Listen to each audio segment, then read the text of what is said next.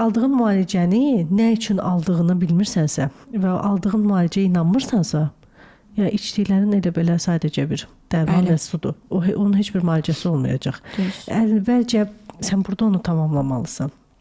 Yəni həqiqətən içəcəyinin sənə faydası olduğunu özün inanmalısan.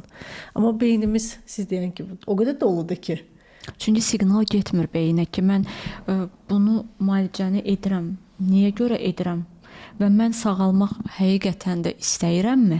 yəni deyirsiniz var elə adamlar ki, sadəcə müalicə almaq istəyirlər, amma sağalmaq istəmirlər. Çünki inamsız olurlar həm özlərinə, həm aldıqları müalicəyə inamsız olurlar ki, yəni müalicədir də aldım, mənə nə təsir olacaq? Əşi onsuz da mən ölüb gedəcəm. Əşi nə olacaq? Güya qalsam nə olacaq? Onsuz da mənim həyatım belə gətirib, ölsəm bundan yaxşıdır. Məsələn, ona görə də o aldığı müalicəni artıq etməsə ondan yaxşıdır. Doğru. Hayda, məsəl üçün deyək ki, düzəltmək istəyir hansısa orqanı, amma o dərmanlarla vurur qaraciyəri sıradan çıxardır. Düzdür? Doğru. Əlavə nələr salır da? Doğru, Belə deyək. Doğru.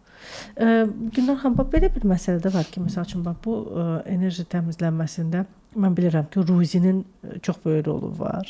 Hansı ki, Ruzi kanalının açılmasına faydalıdır. Burada bu necə bir toxunuş olur bura? Mənə bu maraqlıdır. Ruzi niyə bağlanır? Ümumiyyətcə belə bir sual verir. Ümumiyyətcə bizim ruzumuz niyə bağlanır? Niyə biz qazana bilmirik? Və ya biz qazansaq, niyə bərəkətimiz olmur? Yəni niyə bəzi adamlar var deyir ki, məsələn, bax mən bu qədər qazandım, oturdum, düşündüm ki, həftəyə mənim bu qədər gəlirim var, amma hanı ortada heç nə yoxdur. Çox deyirlər, hə. Əslində belə deyək də, pul kağızdan ibarət deyil. Pul bir enerjidir. Və düşün ki, sən hansı beyinə sahibsən ki, yəni pulu niyə görə qazanmaq istəyirsən? Qorxun varmı? Pul haqqında əgər qorxun varsa, yox. Sən o pulu qazana bilmərsən. Qorxun var deyəndə. Risk edə bilirsənmi? Çünki qorxun var ki, bax bəzən olur ki, bizim kök inanclarımız var, valideynlərimizdən, ta ki babalarımızdan, nənələrimizdən bizə ötürülən. Və yaxud da uşaq doğulandan sonra, ağlı kəsəndən sonra eşitdiyi sözlər var. Yox, pul çox olmasın, pul çox olsa gəlib apararlar. Pul çox olsa nəsə bir şey olacaq. Əgər mənim pulum varsa, kimsə məndən borc istəyəcək. Pul nəyə lazımdır? Çox pul nəyə lazımdır? Əşə, çox pul dərddir. Pul əl çirkidir, hə, bu sözləri. Çünki uşaq həmişə beyninə nələr ötürübdür? Pulla bağlı negativ inancları. Hətta mənim bir pasiyentim gəldi, bir dəfə oturdu. Bir 18 yaşında bir oğlan uşağı idi. Gəldi, oturdu. Mən onu konsultasiyada cavablandıranda suallarını, ona bir sual verdim.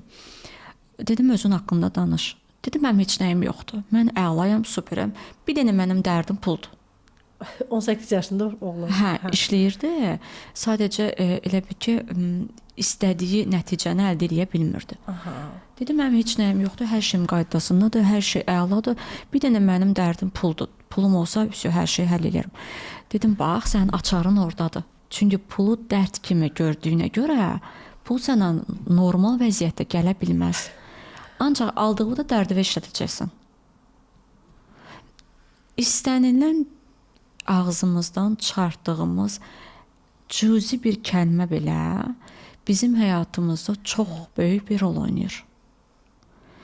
Yenə də deyirəm, başımıza gələn hər hansısa pis hadisə olursa, məsələn, bizi hansısa bir işə gedirik, orada dayandırır, gedirik, o işimiz alınmırsa, demək ki, Tanrım, Allahım mənə daha böyük bir mükafat verəcək deyə buranı mənə rəva bilmədi.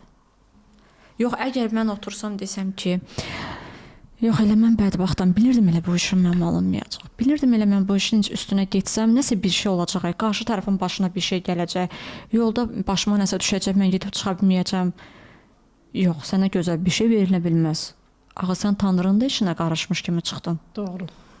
Ona görə o sənə gözəl bir şey gələ bilməz. Ona görə də biz pulu dərd kimi yox, biz pulu enerji kimi qəbul etsək, ki, düşünsək ki, mənə məsələn deyək ki, 5 manat pul gəldi, nə deyirsən, təşəkkür edirəm kainata, yaradana ki, mənim pulum sevgi ilə artır, mənim enerjim sevgi ilə artır. Və biz aqressiya ilə yox, sevgi ilə nələrimizi artıra biliriksə, günü gündən daha gözəl nailiyyətlər əldə edəcəyik və özümüzü daha yüksək səviyyədə görəcəyik. Və nəyə layiq biliriksə məlum məsələ. Onda biz belə deyirik ki, mən belə başa düşdüm ki, biz öz enerjimizdən pulun enerjisini ötürürük. Bəli. Yəni biz əslində enerjiləri balanslaşdırırıq. Baxın, enerjini balanslaşdırırıq. Bəli. Bu o demək deyil. Məsələn, mən getdim 300 manatlıq özüm üçün pul qabı aldım, pulu qoydum onun içinə.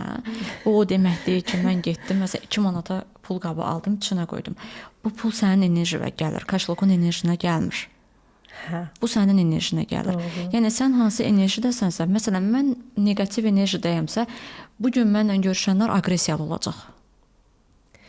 Hə. Mən bu gün həyəcanlı enerjidəyəmsə, bu gün ancaq qarşıma çıxan həyəcanlı olacaq.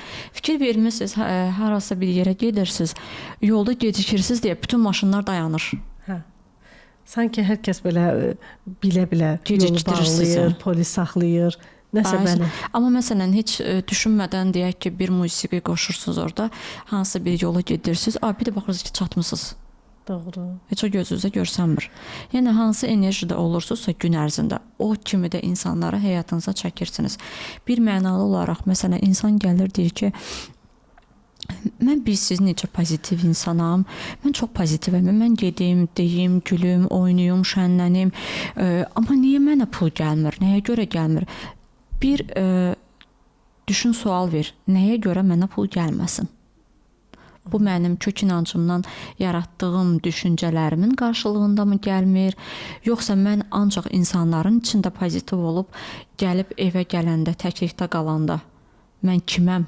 Yoxsa ona görə mi gəlmir?